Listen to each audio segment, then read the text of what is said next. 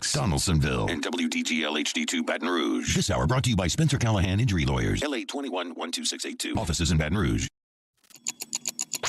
Hanny time. Hanny time. A daily look at sports from our resident historian. Your sports break during your lunch break.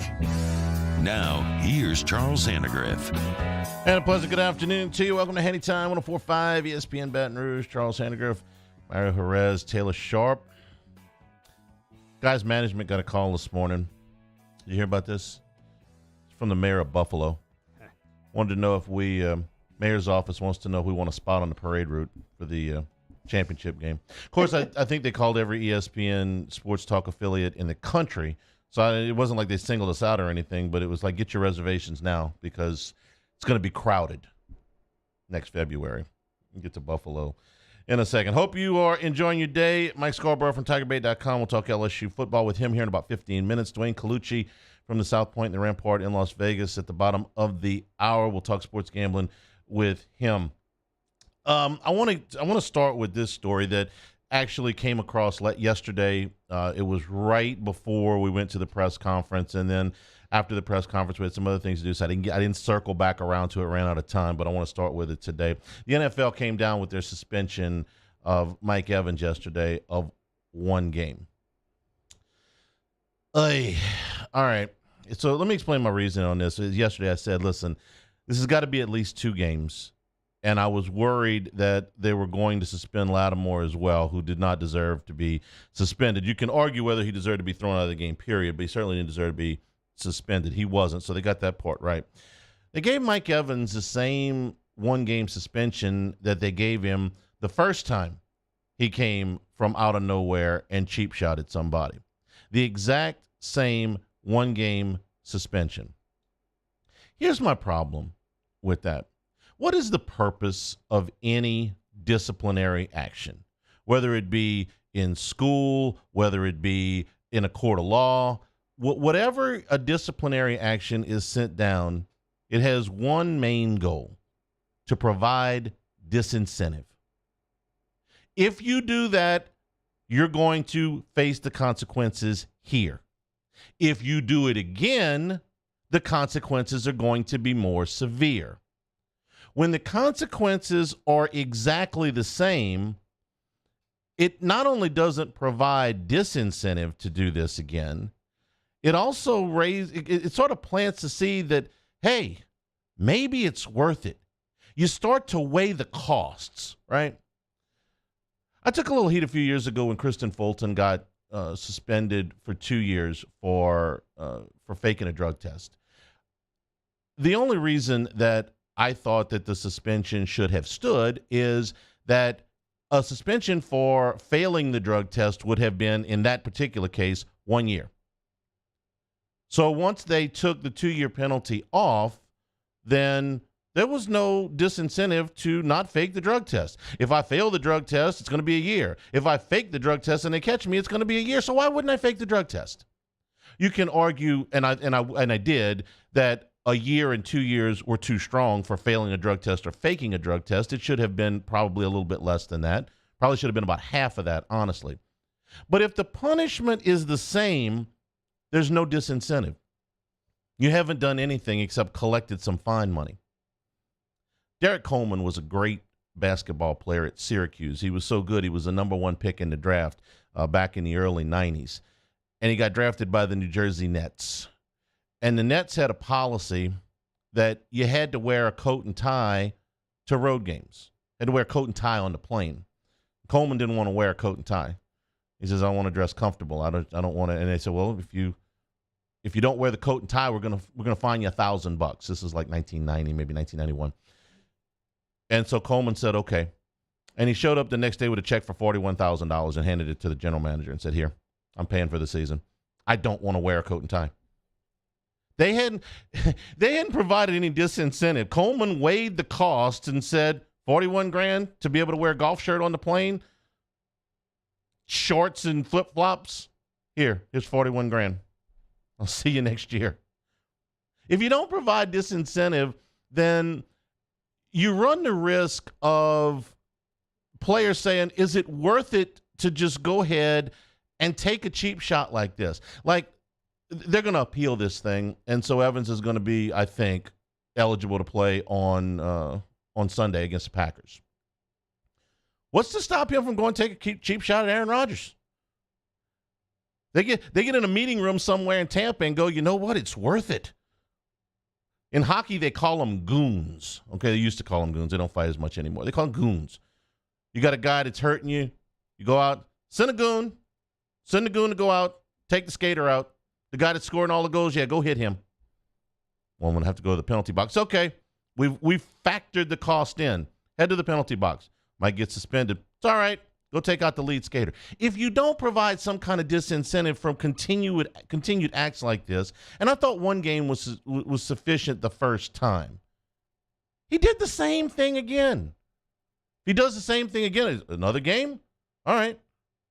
Aaron Rodgers, all right. Who else we play that's really good? I'll come off the bench and hit them. We'll send a goon. It's going to be one game. What's the disincentive? Don't have any. Thought it was a garbage thing that the league did there. And they actually spelled out what he had done. You saw an altercation, turned around from the bench, and came and made a beeline and hit this guy when he didn't see it coming for the second time. The NBA did years ago, after they had finally decided that they were tired of seeing the Knicks and the Heat wrestle with each other. They said, okay, you come off the bench. I don't care what's going on. The building better be on fire, because if you leave the bench, you're going to get suspended. You're going to get fined. You're going to get suspended. Automatic. Your fault, my fault, nobody's fault. Done. And so when you leave the bench area to come over and cheap shot somebody and you get the same fine that you got the last time, you just start to factor it in. How much is it going to cost? One game? Yeah, we'll do that. That's a fair trade-off. Monday Night Football. We got the doubleheader. By the way, love this. I complain about scheduling probably more than anybody with a microphone, but so let me give credit when they get it right. The NFL, too many times over the course of a season, will put too many games in the early window on Sunday, not enough games in the late window, and I think they're really underutilizing their primetime slots. Why pile all the games up? Why pile 9 or 10 games up in the early window on Sunday when you could spread them out and people could see more games, especially now that you can have a setup where you can get literally any play of any game at any time. I mean, it's not like we're pigeonholed into this is the game CBS is showing this week. This is the game Fox showing. There's all kind of ways to see different games. So this week, 7 games in the early window, 5 games in the late window, Sunday night game, doubleheader on Monday Night Football. This is great. I can watch everything. Now, unfortunately for the NFL, what they designed this to do didn't really work last night. What they wanted was to have a game in the early window, and if the early game got out of hand, which it did, then instead of going to do something else, you switch to the other game. Unfortunately, the other game got out of hand too. But nice try, NFL. They're going to do this 3 times next year. I hope this becomes permanent. They should have a doubleheader on Monday Night Football every week. And they probably should really look at going to 4 TV windows on Sunday instead of 3. But that's me. All right, so Buffalo wins and wins convincingly last night. Here's my question, boys, since you guys are big Buffalo fans. Mario's trying to plan a trip. Do the Bills have enough running game? Last night, Josh Allen ran 1 time for 10 yards. They won the game by 40. Do they have enough run game? You guys seem to think that they do. 41-7. You guys seem to think that they got enough run game. I think by the end of the season, they definitely will. They need to get James Cook going, and that was a very specific draft pick, I think, taking him in the 2nd round out of Georgia. And last night, yeah, it was a route, but if you look at the distribution of carries, James Cook had 11 carries. Devin Singletary, the next closest Bill, was 6. I think eventually they will get it going. It'll be easier if they continue to cream every opponent that they play. But by the end of the year and when they get in the nitty-gritty of the playoffs, I think that running game will be there, and I think James Cook will make the difference. Taylor? I hate to be redundant, but no, he's right. Right now they don't, which is hard to say because they're crushing teams and their running game's not good. But, yeah, James Cook's key to that. Devin Singletary's not big enough to be an every down back. Zach Moss hasn't panned out for whatever reason. If Cook keeps it going the way he is and Josh Allen can get those short yards for you, I think they'll be fine. I got an idea.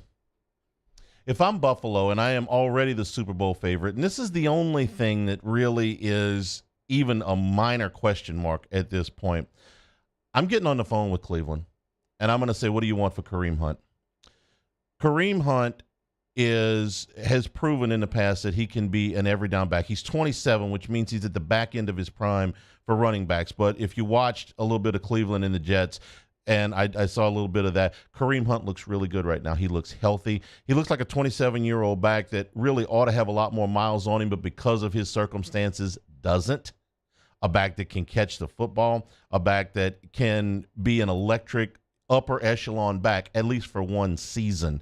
He's 27 years old, and he had a contract twist with the Browns back in camp. The Browns have a lead running back in Nick Chubb. He's younger than Hunt. Hunt is not in Cleveland's long-term plans. In fact, I would be surprised if he were there next year. What Cleveland is going to do this year, listen, I don't think they're going to make the playoffs. Maybe they do. Maybe they think they can hang on until Deshaun Watson gets there in November. I don't. If I'm Buffalo, I'm willing to overpay a little bit for Kareem Hunt in this particular situation. Ordinarily, a 27-year-old backup running back might fetch a 7th-round pick. I would be willing to pay more than that for Kareem Hunt. I would be willing to pay significantly more than that for Kareem Hunt. I would be willing to overpay up to, say, maybe the 3rd round. Just for Buffalo, not for anybody else. The Seahawks can't trade for him, okay? That doesn't make any sense. The Texans can't trade for him. That doesn't make any sense. Buffalo, I get on the phone and say, listen, this guy's going to walk in the offseason. Your season is, your season's not over. That's probably the hardest thing to talk Cleveland into is like, man, look, you're not going to Super Bowl this year, okay? We're offering you above market value for this player because he might just be the one other thing we need to get us a Super Bowl title. Look, they're the favorites anyway, but I might actually overpay for Kareem Hunt if I were the Buffalo Bills. That's the only other thing. The other big story last night, of course, was Jalen Hurts. And we're very familiar with Jalen Hurts around here. We watched him since he was a freshman in Alabama, and they were playing in an offense that was basically horizontal, but Lane Kiffin had put together a terrific plan, and Hurts executed it. And you looked at it, and you're like, man, the guy's the offensive player of the year in the Southeastern Conference, and Alabama was great. Like, he's not going to be an upper echelon starting quarterback in the NFL.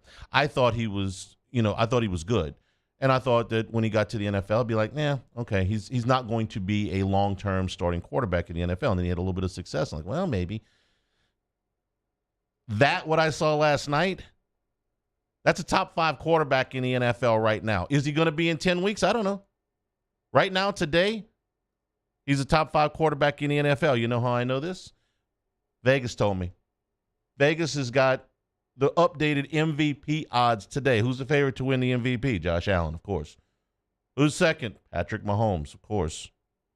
Third right now, and it's close, is Justin Herbert, whose odds fluctuate a little bit because he got the snot beat out of him last week at Arrowhead.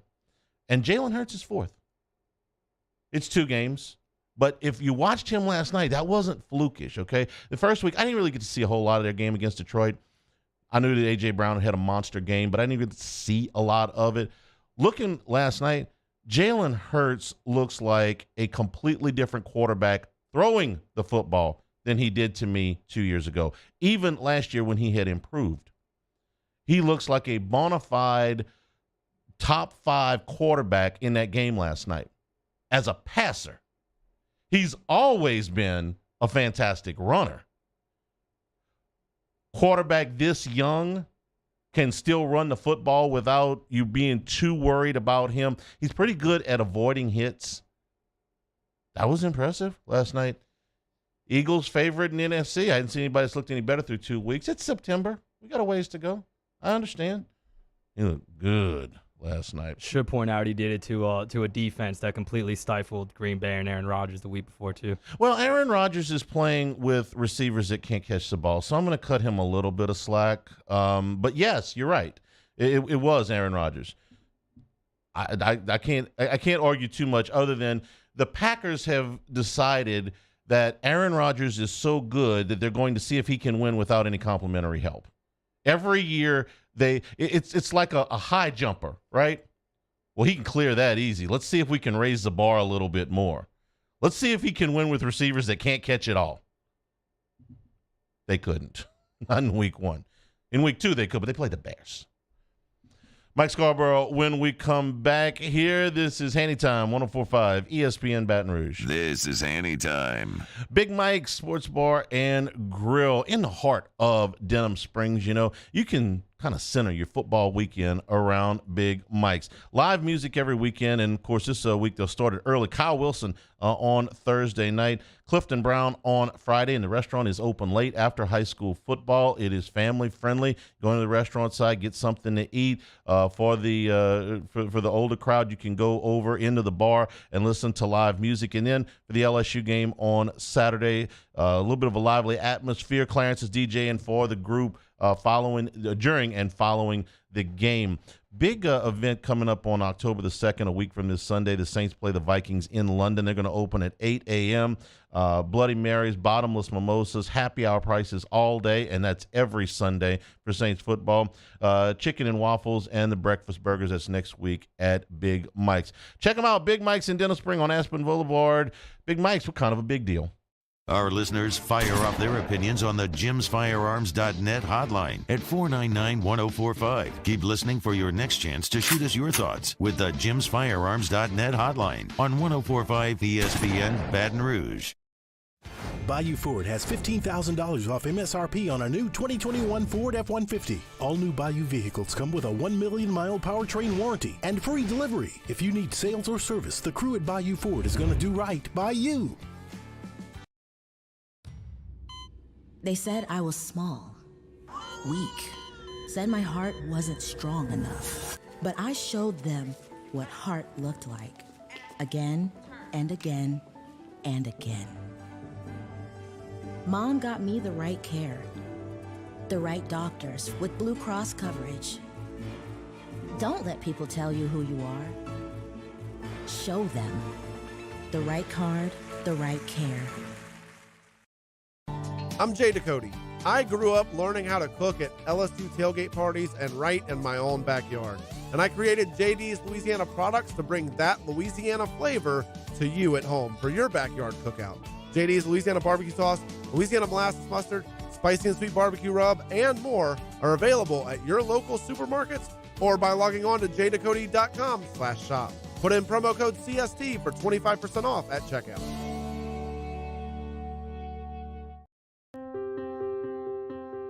This isn't just another day, it's so much more.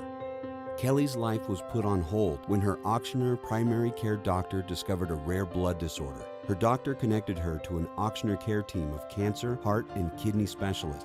With multiple primary care locations around Baton Rouge, same-day appointments, and online scheduling, we're relentless about keeping you healthy. Auctioneer Baton Rouge, innovating healthcare for Kelly.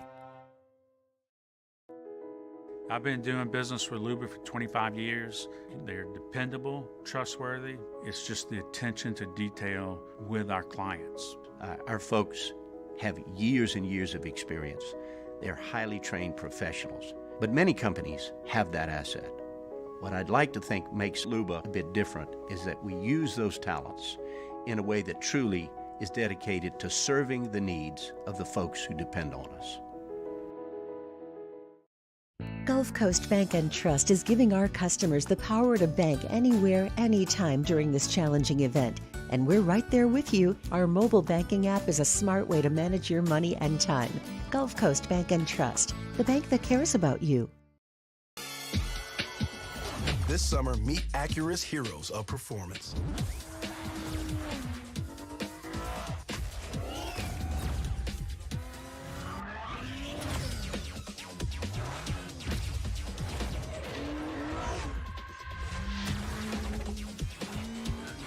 Only available at the Acura Summer of Performance. This summer, visit your local Acura dealer for attractive.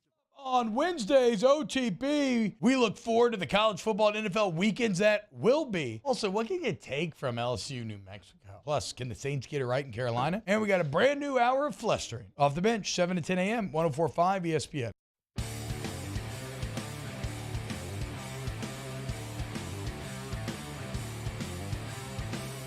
This is Hanny Time. Grab some lunch and tune in on 104.5 ESPN Baton Rouge.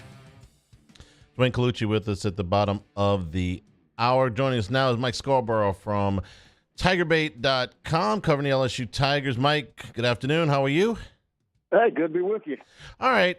25% of the way through the season. What do you feel better about now with LSU than you did 3 weeks ago? And what do you feel not as good about that you did 3 weeks ago? I think there's a lot to feel better about offensively.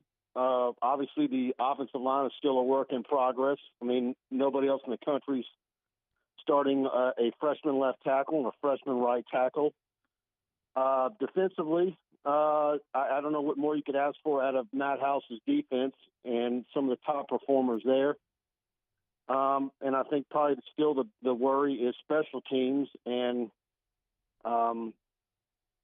the decisions on punt returns and kickoff returns.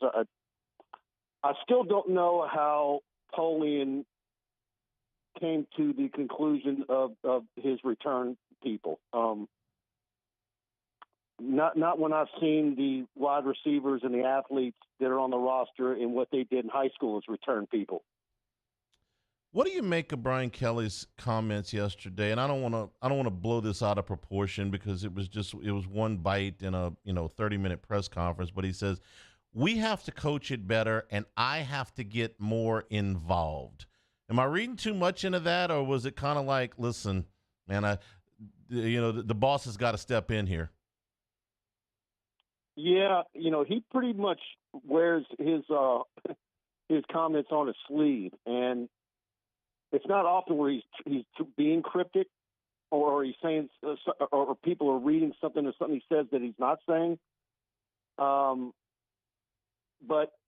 I do know just from reading the butthurt comments from Notre Dame fans all throughout the offseason, they always act like he's prone to throw players under the bus, and I don't see that at all. And so I think a part of it is he probably purposely likes to end every sentence or every paragraph with, we've got to do a better job of coaching, or I've got to do a better job of coaching. So I think there could be some of that in there as well. I'll clue you into something, Mike. Coaches are never popular at the places they leave. Never. Yeah. Whether they take another job, they're ungrateful. If they get fired, they were no good. They're never good. Okay.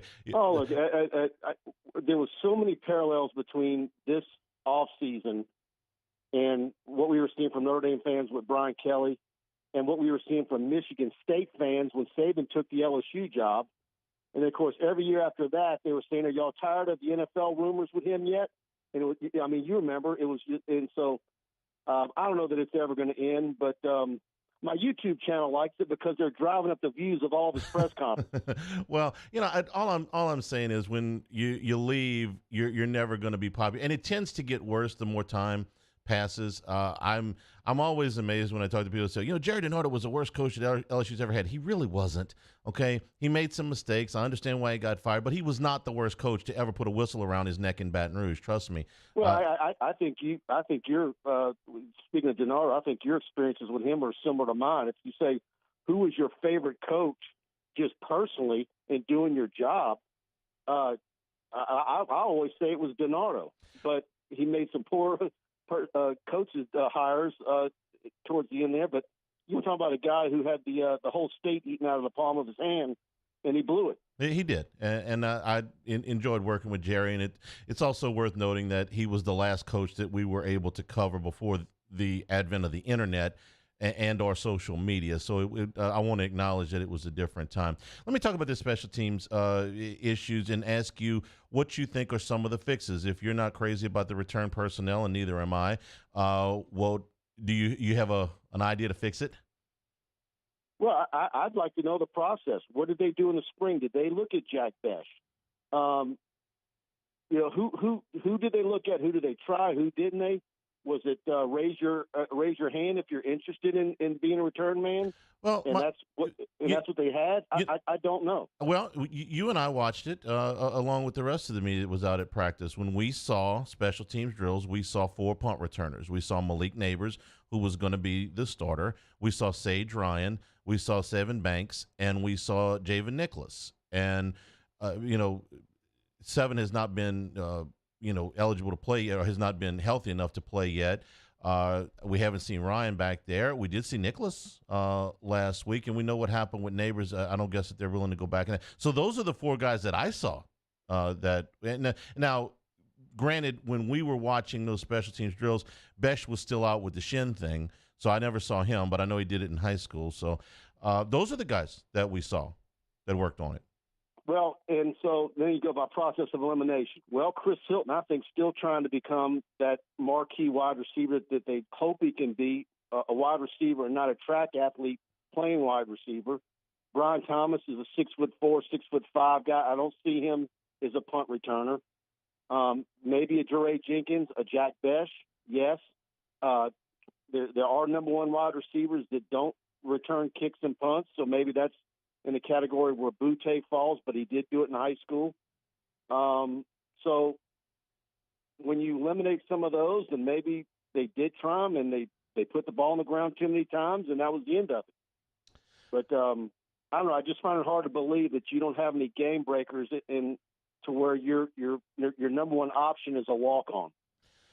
Be something to watch, certainly moving forward. And this is the last non-conference game that you're going to have for a while if you want to take a look at somebody with a game that you're going to be a really, really heavy favorite in. Mike, I always like to talk to you about players that you have seen, players that are breaking out because you get out on Friday nights. Pretty good to see a lot of these high school players. And you were telling me about Harlem Berry from St. Martin's down in Metairie as a guy that you and some others think is going to be the next really great back in Louisiana. He's just a sophomore, but you got a chance to get out and see him. When I first saw his film on Huddle from his 9th grade year, and I sent it out to 3 or 4 friends, they all had the same initial reaction as me after seeing only 2 or 3 plays of his highlight tape. They all text me back within seconds saying Joe McKnight. He runs like him, similar build, and he's a game breaker. I filmed him Thursday night at Joe Yenny as St. Martin's played Riverdale, and he put the ball on the ground a few times, and he admitted in his post-game interview that that's something he needs to fix. But they scored 35 points, and he had all 5 touchdowns for his school as a sophomore. He is absolutely a star and a super kid. And, of course, LSU offered back in June, Ohio State, Texas A&M. Everybody's come in on him already, and I do think, obviously, this year you got Holly and Caleb Jackson. Not sure who to look for in 24 at running back in the state of Louisiana yet, but for 25, Harlem Berry is absolutely a guy to watch, and certainly the competition in their district and non-district is not the greatest, but there's no denying his talent and his vision. He can hit the edge, he can hit the corner, he runs between the tackles, and honor student at the works. So Frank Wilson's all over him. All right, you want to check him out, tigerbait.com. You get a chance to see some of the film that Mike has shot. Mike, we always appreciate the time. Tigerbait.com. What you got coming up for the rest of the week? Who are you going to see? Yeah, I'm looking at a few games, and everybody's eyeing St. Thomas More and Catholic. That's always a great one, and Shelton Sampson obviously had a big week last week. So that's one of the ones we're looking at for Friday night. Haven't made a total decision yet, but we're at least 2 or 3 games every Thursday and Friday night. Well, we'll catch up with you probably next week and see how it went. TigerBait.com, Mike, appreciate it. As always, we'll talk to you soon. All right, Charlie, thanks.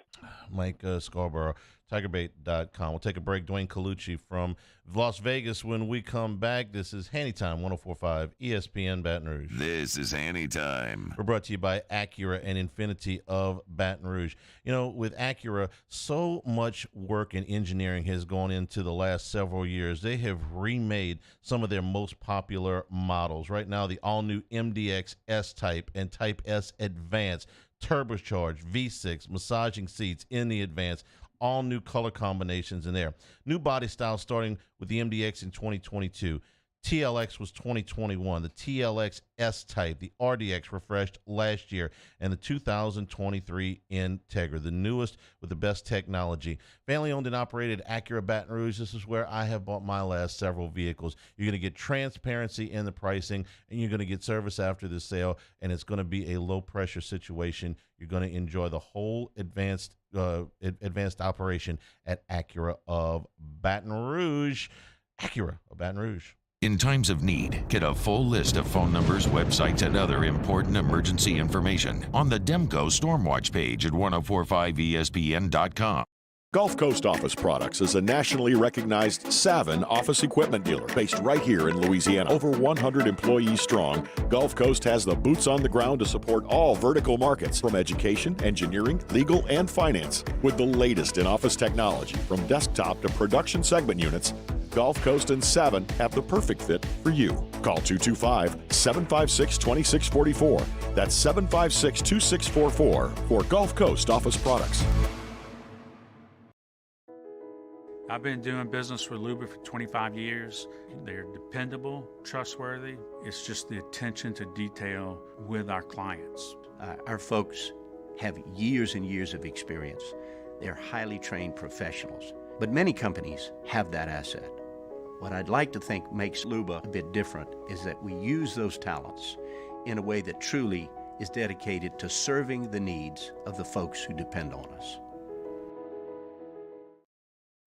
Oh, hey, what's up? It's Big D and Bubba, 100.7 The Tiger Morning Show. We'd love for you to join us every weekday, 4 a.m. till 9 a.m. Yeah, everything you want in a show. Country music. We got laughs. We got celebrity in-studio guests. We just need you. Join us every weekday morning, 4 a.m. to 9 a.m., right where it all started. That's right. Louisiana's country station, 100.7 The Tiger.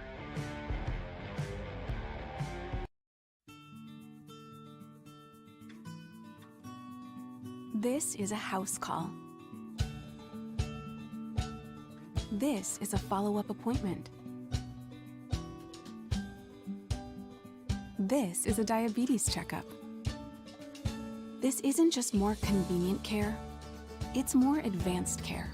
This is innovating healthcare at Louisiana's #1 hospital, Ochsner. ServiceMaster Elite create clean, disinfected work environments. As a local business, we take pride in serving the New Orleans and Baton Rouge areas. Our cleaning protocols follow CDC and OSHA standards for healthcare settings, offices, senior living, restaurants, and industrial plants. Contact ServiceMaster Elite to get your operation ready for reopening with germ disinfection cleaning. ServiceMaster Elite, the trusted choice in professional cleaning since 1996. It's no secret, the best oysters in Baton Rouge are at Jolie Pearl Oyster Bar. Enjoy mouth-watering South Louisiana flavor and oysters from all over the country. And don't forget our nightly drink specials.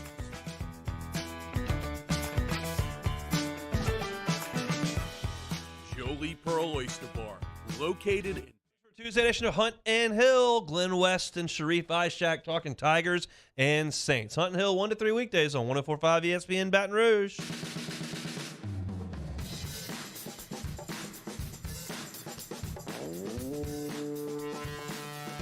This is Hanny Time, your sports break during your lunch break with Charles Hannegriff on 104.5 ESPN Baton Rouge.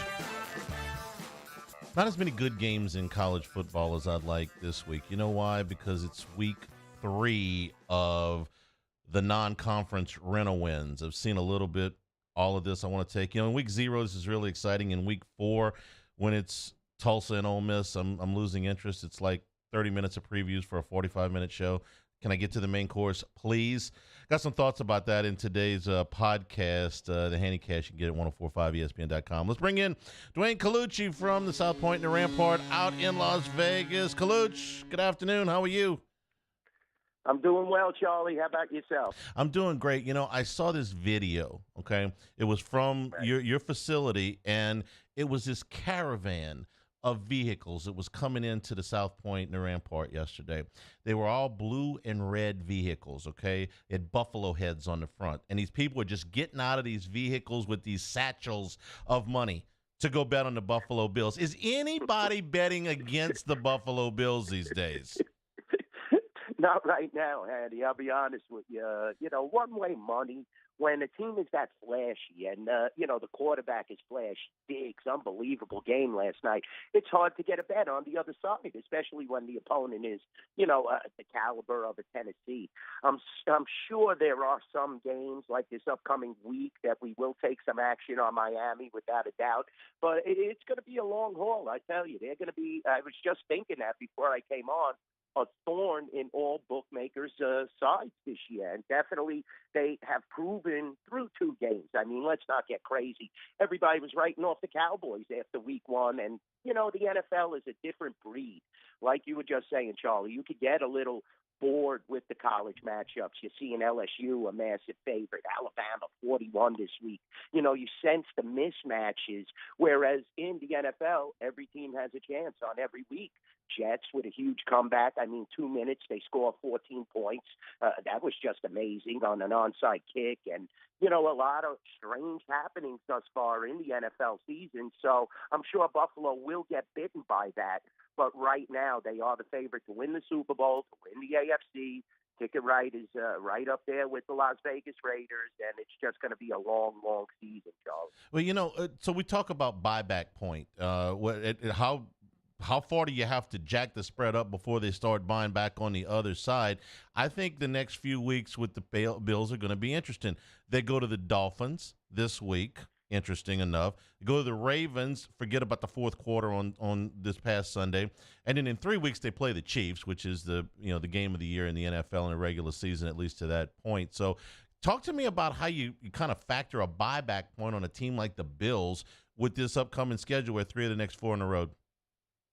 Yeah, and they're tough games. So you're definitely going to see some two-way action, but already in this Miami matchup, we opened the game at 4.5 at the Rampart in South Point, and it's already up to 5.5.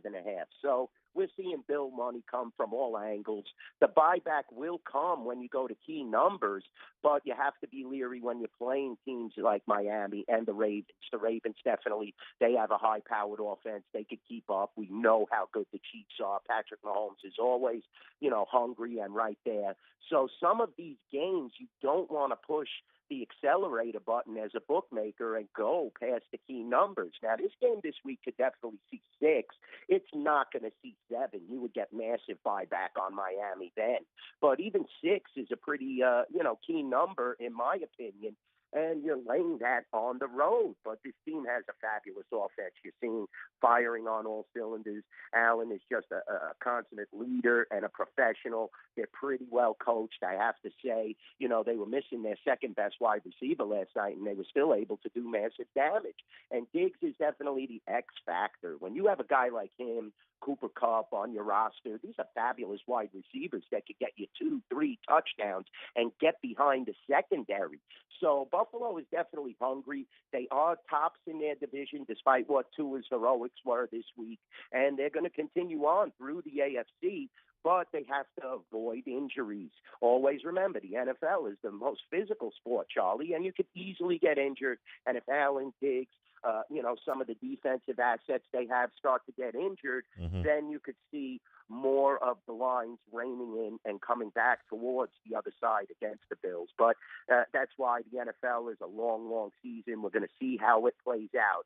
Thus far, though, they look hands and above any team that I've seen on the field so far. Diggs put himself on a list with Jerry Rice last night, multiple 3-touchdown games in prime time. You're on a list with just Jerry Rice? It's a pretty good list to be on.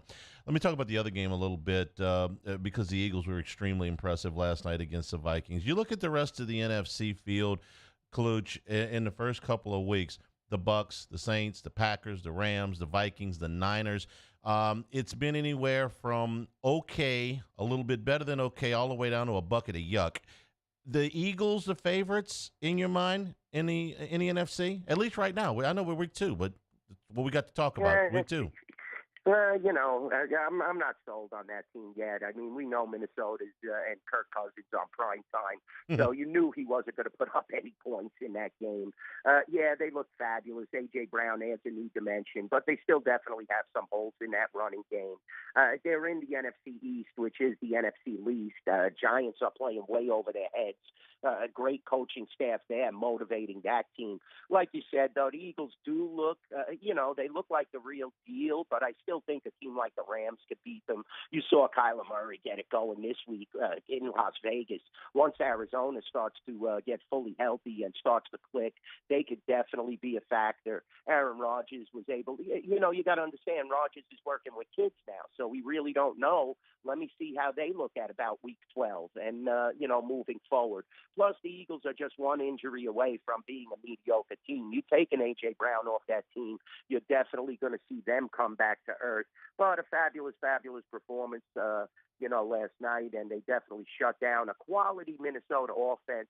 But Minnesota doesn't always show up, Charlie, in those big games. So, Hurts is great. Definitely, he's turning the corner. He looks like the real deal. We'll see moving on. I think San Francisco is a better team with Jimmy G as opposed to, testing out Trey Lance. This was going to be a trial season, and now it really can't be a trial season because Garoppolo's going to try to win games, and they definitely have a roster that's good enough. And come on, Tom Brady is still in the league. Let's not overlook Tom. He's amazing. I mean, everybody, you guys were talking about, you and Jimmy Ott, how all of a sudden there was a buzz with the Saints, and all of a sudden the real Jameis Winston showed up last week. And you see the turnovers. You see how hungry Tampa could be. Definite rivalry there. They put that losing streak against the Saints now out of their minds. We'll see if Tom could move forward and have his mental capacity at full strength. They do have a lot of injuries, but I know Godwin will return eventually. Evans now has the suspension. We'll see how they go through this transitional period, but it's good that it's early in the season for them. Jimmy and I were testing our memory last night when we looked at the Tennessee-Florida line. Tennessee is a double-digit favorite, about 10.5. Maybe you can give me an update on what you guys have it at the South Point and the Rampart. But this is, to our best recollection, the biggest favorite that Tennessee has been over Florida since the two of us were in high school probably. We're talking about the 1980s. So are you buying on Tennessee, and what's the action look like if you guys are taking any early action on one of the few games that involves two ranked teams this week? Yeah, so far we took a little Florida action. We opened the game at 11.5 at the Rampart and South Point. Now it's down to 11. I mean, Florida's played some good games, but Tennessee does look like the real deal. I'm not totally sold. I hate laying double digits. And especially, like you said, it's for the first time in a rivalry that you're seeing a massive spread, and Tennessee is actually the favorite.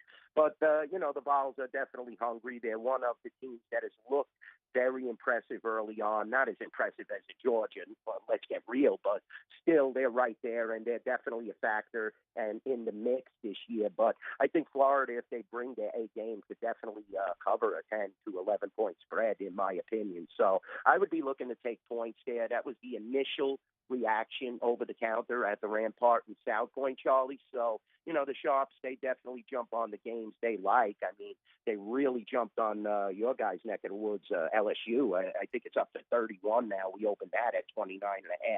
So that was definitely a major move. And, a few others, there was some significant action on when we put the lines up yesterday. So I definitely think this is a marquee matchup. Like you said, look at the slate. You're seeing tons of 20-point spreads. And to hold interest, we need a great matchup. Tennessee and Florida might be it this week. I want to see how Hendon Hooker does against the Gators. He since taking over as a starting quarterback last year, 37 touchdowns, 3 interceptions. And with his yards per attempt up there in the high 9s, to that big play potential without turning the ball over has been really impressive. But the Pitt game could have gone either way. So let's see what they do with the Gators coming in now. Kaluch, Florida lucky to get out with South Florida last week. The Bulls they were in field goal range. They get a bad snap on the third down play, which puts them into deep field goal range, and they get a bad snap on the field goal where the poor guy's got to kick it laces out with the ball leaning sideways, and he still almost got it there. So we've seen a mixed bag from both of these teams. This is the game that I want to watch this week. Yeah, definitely. It was a big victory riding high when you're beating Utah, early in the season. But then, like you said, life and death against South Florida, big trouble with Kentucky. It's definitely going to be an interesting game. And I think Tennessee, they definitely turned the corner with that victory. And it's going to be a great matchup. We do have a few others, though. You definitely Oklahoma. A lot of people will be watching that game against K-State. I think that's a definite good game on the slate and a good handicapping game. You have to go look deep when you start seeing Alabama 41 against Vanderbilt. And it's being bet up. It's amazing how, blindly people bet the Crimson Tide, and especially that first half trend. We didn't put those first halves up yet, but we will later today. And definitely we're going to see a lot of action there. Like I said, your neck of the woods, LSU has been now a favorite at the betting window. I think the Oregon game against Washington State on the road will be interesting. Oregon definitely played a lot better than that opening week. And we always have massive handle on UCLA. They're a 22-point favorite looking to get back on the winning track in Colorado, who is just awful, I'll be honest with you. Colorado is one of those bottom tier teams and bottom feeders. And you have Georgia at 45 against Kent State. And, just some massive point spreads this week, Charlie. It's going to be I want to see how the handle comes across. I know we're going to have a lot of parlay action. I don't know about all those straight bets, though, I'll be honest with you. I'm going to make a prediction. You'll get the biggest handle you've ever gotten on a Kansas Duke football game, not basketball game. Both of them are Right. 3-0. You'll get the biggest handle ever. Kaluch, we appreciate it. Always look forward to talking with you. Take care at the South Point and Rampart. We'll talk to you next week. Yeah, definitely, Charlie. Looking forward to it. Thanks for having me on. And enjoy the games. It's going to be great. The NFL slate is awesome this week. So definitely it's going to be interesting and fun. Thanks a lot, Kaluch. We appreciate it. And we'll take a break. When we come back, we'll take your questions out of the YouTube chat. This is Hanny Time, 104.5 ESPN Baton Rouge. This is Hanny Time. Hey, you headed over for lunch. You want to head to Big Mike's. Daily lunch specials today, every Tuesday, is the shrimp and grits over the barbecue butter blend served with toasted bread. Tomorrow, the chicken Florentine, and love the boudin burgers. They serve those on Friday. You can make your weekend, your football weekend, around it at Big Mike's. If you're out in Denham Springs going to football games, they're open late on Friday nights. You can bring the family in for a meal after the games. Live music all weekend long as well. Kyle Wilson on Thursday, Clifton Brown on Friday, and then the DJ, Clarence DJing for the LSU game, and after it on Saturday. Happy hour drink prices Monday through Saturday. It's 3 until 7 p.m. But on Sunday, when the Saints are playing, happy hour drink prices all day long for the NFL. Big Mike's on Aspen in Denham Springs. At Big Mike's, we're kind of a big deal. This week on DropBiscuit.com or wherever you listen to podcasts is our new series, Pops, the Louis Armstrong story. Pops is brought to you by New Orleans & Company. Check out NewOrleans.com and come visit New Orleans. There it is, the extra mile, on the border of expected and extraordinary, for those willing to go further, like vans customized for work or play, with safety and tech to keep you connected, supported by a 5-star sales, service, and finance team, and backed by the 1-star you know. So go the extra mile. It's never crowded, because so few have what it takes to go there. Mercedes-Benz Vans. Eli's always been into grilling. It took us a while to see it, but the signs were there. What are you doing, Eli? I knew grilling was my thing. I have been talking about it throughout my career. Happy with the results? I am. Got the new grill from BarbecueGuys.com. It performed great. My advice, as I always told my boys, do more of what you're born to do. Barbecue Guys, for those who were born to grill. You want cheese on your burger, Pops? I'll take a little cheese. Crime has serious consequences, but anyone can make a mistake. If you find yourself in trouble with the law, know that you have rights, and it's okay to demand them. The law offices of O.C. Brown are here to protect you and your rights. Felony or misdemeanor, DUI or drug charge. No matter what crime you're accused of, you still have rights. Let the law offices of O.C. Brown uphold them. Call 225-343-1111. Your law firm for a lifetime. I'm Jay Ducote. I grew up learning how to cook at LSU tailgate parties and right in my own backyard. And I created JD's Louisiana products to bring that Louisiana flavor to you at home for your backyard cookout. JD's Louisiana barbecue sauce, Louisiana molasses mustard, spicy and sweet barbecue rub, and more are available at your local supermarkets or by logging on to jducote.com/shop. Put in promo code CST for 25% off at checkout.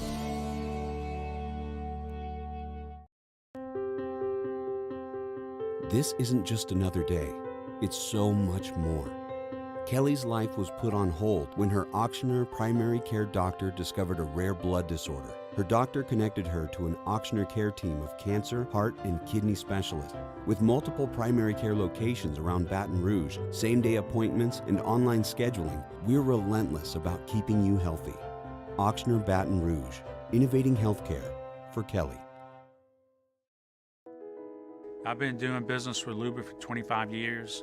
They're dependable, trustworthy. It's just the attention to detail with our clients. Our folks have years and years of experience. They're highly trained professionals. But many companies have that asset. What I'd like to think makes Luba a bit different is that we use those talents in a way that truly is dedicated to serving the needs of Moscona inviting you to join us for Tuesday's AFR, presented by Insurance Network of Louisiana. Excited to have Sean Salisbury back to talk some college and NFL. Peter Burns joins us as we wrap about the SEC. Join us 3 to 6, 104.5 ESPN Baton Rouge.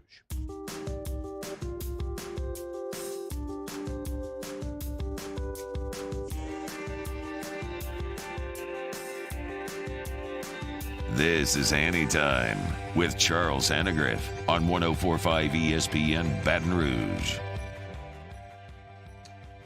Don't forget the podcast posted 1045ESPN.com on one of my favorite topics today, scheduling.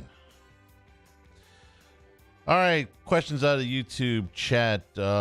Ask Hanny, has Jimmy out admitted he was wrong about Jalen Hurts? Jimmy and I's disagreement about Jalen Hurts was mostly at the college level, where I thought he was better than Jimmy did. But we were in agreement at the pro level. I did not think that Jalen Hurts would be at this level. I thought that he would be a backup quarterback in the league for, amount of time, and I never thought he would be an upper-level starting quarterback. I liked him better than Jimmy did, but I'm not going to lie to you and tell you I saw this. He's been awfully impressive looking. Nelson wants to remind us that Kansas, Duke, North Carolina, Kentucky, Syracuse, Indiana, and UCLA are all 3-0. It's a really nice, throw in Villanova, and we got a really nice Elite Eight for college basketball. I like this one. I'll let you guys chime in on this. Ask Hanny, will Urban Meyer coach again, and if yes, where? So I'm as confident as I can be he'll never be coaching in the NFL again. That you can write that one off the table. So you're talking about the college level. Do I think he'll coach again? Yes. Do I think he'll coach again at a big-time program? I don't. At least it's difficult to see that.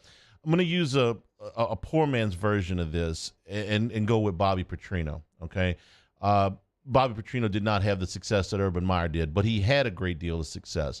And then he ran into all kind of problems. So when he left Arkansas, he had to come back and take a job at a smaller school.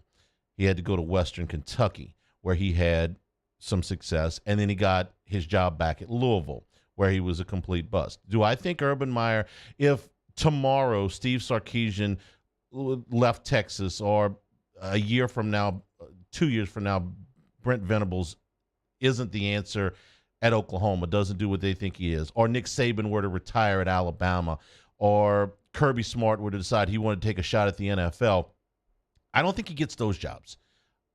Could he get a job? I think he could do better in Western Kentucky. The Nebraska thing has come up.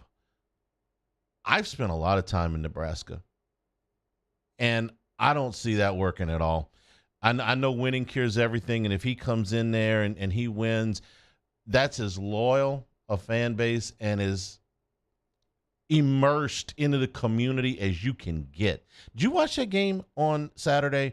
We still had it on at 42-7. And they panned out on the kickoff after Oklahoma and made it 42-7. The stadium's full. The stadium is full at 42-7. It's one thing to say you sell the tickets, and they've got a sellout streak that goes back, I think, into the early 70s or maybe even the late 60s.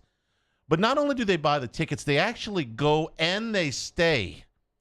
There's not another I say this with a great amount of confidence. There's not another stadium in the country that is still full at 42-7 in Nebraska was. And Urban Meyer is a really hard guy to like. He's a really hard guy to like. I don't think it would work. I don't think it would work. Now, if he wants to come out and I can't pick on Kansas anymore. So find me a P5 Indiana, okay? And Indiana's out of the gate 3-0, so that's a lousy description too. But it's something like that. Yeah, I could see him getting in there. But does he just fall backwards into another job? For instance, he wanted the USC job, and they were like, no. Okay, Chip Kelly gets fired. You maybe get the UCLA job, but you ain't getting the USC job. It's a better job. So no, I don't. I don't think he comes right back into.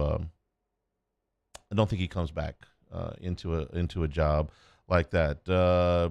What else we got here? Justin Verlander on the AL Cy Young. Yeah, I gave you. He was second in the choices last week when I got this question. He's right there. Cease is really good too. Astros are better than the White Sox. Stay tuned for Hunt and Hill. That is next. For Mario and Taylor, I'm Charles Hanniger saying thank you and good afternoon. It's been Hanny Time, 104.5 ESPN Baton Rouge.